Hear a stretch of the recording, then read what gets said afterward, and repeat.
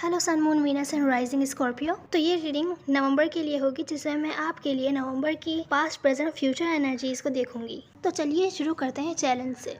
तो आपके चैलेंज में है एयर ऑफ पेंटिकल्स। लगता है आप किसी चीज़ पर काम करना चाहते हैं। वो कोई भी रिलेशनशिप हो सकती है या तो फिर वर्क सिचुएशन हो सकती है। ये जो कोई भी चीज़ है, इस मंथ आपके लिए इस पर काम करना बहुत चैलेंजिंग रहने वाला है। ओवरऑल एनर्जी में है आपको कोई डिसीजन लेना है किसी चीज़ के बारे में। वो हम देखेंगे जब क्लैरिफाई करेंगे किस बारे में है। कि आप शायद कोई सा सच जानना चाहते हैं, जिसके बाद आपको कोई डिसीजन लेना है।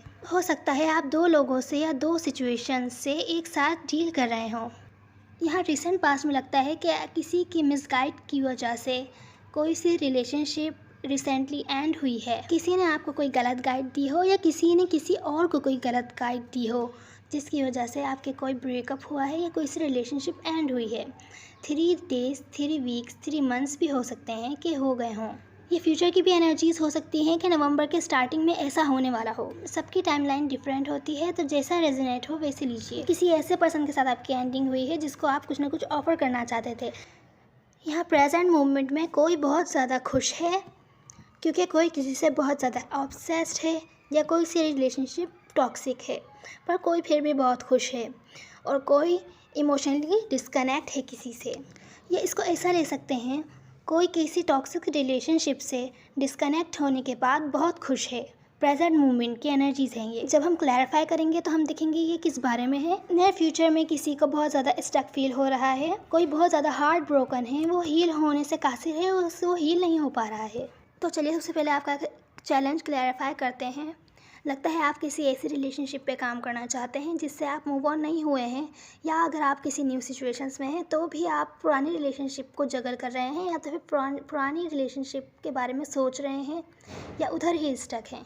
और अगर ये किसी मनी सिचुएशन के बारे में है तो आपका बिल्कुल भी दिल नहीं है इस जॉब में, इस काम में आपका बिल्कुल भी दिल नहीं है, फिर भी आप कर रहे हैं, पर आपका ध्यान भी बिल्कुल नहीं है। पर ये मुझे कोई मनी सिचुएशन नहीं लगती है। ये किसी रिलेशनशिप के बारे में है जिस पर आप काम करना चाहते हैं, ऐसे पर्सन के साथ जिससे आप बात नहीं कर रहे हैं, जिससे आप डीप सोलमेट कनेक्शन फील करते हैं और उनके साथ आपके बहुत सारे ड्रीम्स जुड़े हैं। लगता है रिसेंट पास्ट में किसी ऐसे पर्सन के साथ जिसके साथ आपकी कम्युनिकेशन ब्लॉक्ड है, आप उसके साथ कोई साइकिल, पुरानी साइकिल एंड कर न्यू स्टार्ट करना चाहते हैं, रिलेशनशिप की न्यू बिगेनिंग करना चाहते थे। आपने फ़ौरन जाकर उस पर्सन को कुछ ऑफर करने की कोशिश तो की, पर लगता है वो पुराने चीज़ों और बातों से बहुत ज़्यादा हर्ट थे, या तो फिर वो अपॉलॉजी चाहते थे कि आपके पास बहुत ज़्यादा ऑप्शंस हैं।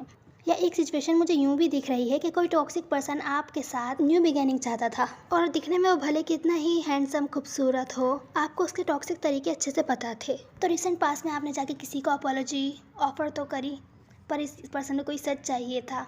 ये सिचुएशन बैलेंस नहीं थी। ये पर्सन तैयार नहीं था आपको एक्सेप्ट करने के लिए भी, क्योंकि पास में हुए धोखेबाजियों से वो पर्सन नाराज़ था।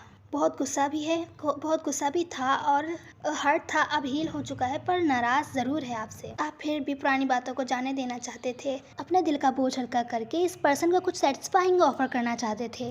फिर से कहती हूँ, शायद ये पास में हो चुका हो या तो फिर फ्यूचर में नवंबर के स्टार्टिंग में होने वाला हो।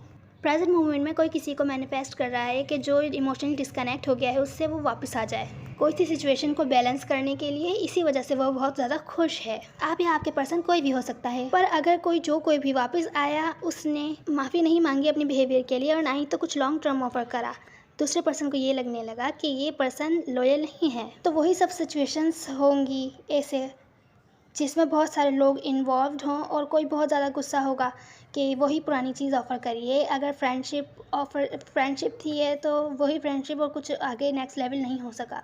ये पर्सन कुछ न्यू चाहता है। ये पर्सन या आपकी तरफ बहुत ही स्लोली आ रहा है, इस वजह से आपको गुस्सा आ रहा है इस बात पर, और आपको ये सिचुएशन स्टक लग रही है, और तभी आप इस पर्सन से इमोशनली डिस्कनेक्ट हो जाएंगे। और अगर आप इस पर्सन की तरफ बहुत स्लोली आ रहे हैं तो ये पर्सन आपसे इमोशनली डिस्कनेक्ट हो जाएगा। अब नियर फ्यूचर की एनर्जीज देख लेते हैं। तो नियर फ्यूचर में आपको एक डिसीजन लेना है और आप बहुत ज़्यादा कंफ्यूज हैं, आप क्लोज्ड ऑफ है, आप इस पर्सन से बिल्कुल बात नहीं कर रहे हैं, किसी से बात नहीं कर रहे हैं, आपको इंसाफ नहीं मिल पाया है, और आपको नहीं तो कोई लॉन्ग टर्म रिलेशनशिप मिली है। आपको ऐसा फील हो रहा है जो कुछ भी आपकी इन्वेस्टमेंट्स थी, आपने जो कुछ भी इन्वेस्ट किया था इस रिलेशनशिप पे, सब खत्म हो गया है, सब बेकार हो गया है। आपको ये सिचुएशन अभी स्टक लग रही है, आप बहुत ज़्यादा हार्ट ब्रोकन है कि आपको माफ़ी नहीं मिल पाई, नहीं तो न्यू बिगेनिंग हो पाई किसी चीज़ में, कुछ न्यू स्टार्ट नहीं हो पाया। हालांकि आप मेहनत करना चाहते थे इस रिलेशनशिप पर या सिचुएशन पर। नए फ्यूचर में आप बहुत ही ज़्यादा हार्ट ब्रोकन है। लगता है कोई थर्ड पार्टी जो थी या जो दो पर्सन या दो सिचुएशन से डील कर रहा था वो आप नहीं थे, आपके पर्सन थे। और इसी सिचुएशन की वजह से आपको ऐसा लग रहा है कि आप अपने काम वगैरह पर फोकस नहीं कर पा रहे हैं, आप खुद पर भी फोकस नहीं कर पा रहे हैं। आपको बहुत ही हारा हुआ सा फील हो रहा है और आप फ्यूचर में ये देख रहे हैं कि ये पर्सन बहुत ही डिसइंटरेस्ट एक्ट कर रहा है आपके अंदर, कैसे कोई इंटरेस्ट नहीं है और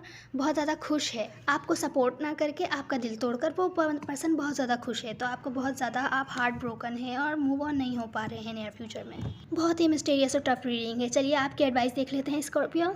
तो आपकी एडवाइस में है कि टाइम के साथ साथ सब कुछ ठीक हो जाएगा। जो कुछ भी हो रहा है सब अपने टाइम से सही टाइम पर हो रहा है।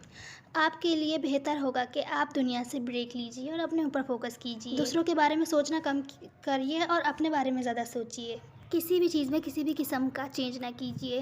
अपने इमोशंस को थोड़ा ठंडा कीजिए और अगर आप हार्ट ब्रोकन है अपना ध्यान कहीं और लगाइए जिससे आपको अच्छा फील हो। हर किसी पर ट्रस्ट करना बेहतर नहीं होगा। इस टाइम पर बेहतर होगा किसी भी किस्म के ऑफ़र एक्सेप्ट ना कीजिए और किसी भी किस्म का फैसला लेने से पहले अच्छी तरह सोचिए फिर कोई फैसला लीजिए। उम्मीद है इससे आपको कोई ना कोई हेल्प मिली होगी स्कॉर्पियो। ये भी याद रखिए कि एनर्जीज़ टाइम के साथ चेंज होती रहती हैं। मेल और फीमेल मैटर नहीं करता, ये सब एनर्जीज़ होती हैं। तो see in the next one. God bless you.